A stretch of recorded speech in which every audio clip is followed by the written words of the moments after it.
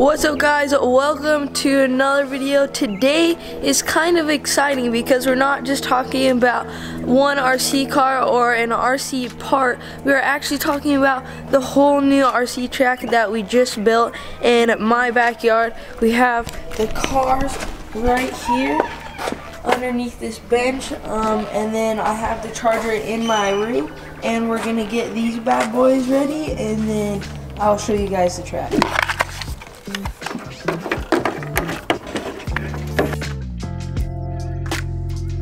So you pretty much start on the straightaway, and then you hit those two black jumps that are sitting right there at the end of the straight, and then you hit the big berm at the very end, and then you come and hit a huge triple right here by the fence, and then you keep going and hit one of the biggest berm on the track, and then after you hit that, you go straight, and then you hit that tabletop right next to the big double, and then you keep going, you hit the tiniest berm, and then you keep going straight a little bit more, and then you hit the pallet, and you kind of just go up onto it, and then you drop off the other side, and then you give it some juice, and then you hit that next berm, and then you're back onto the straight.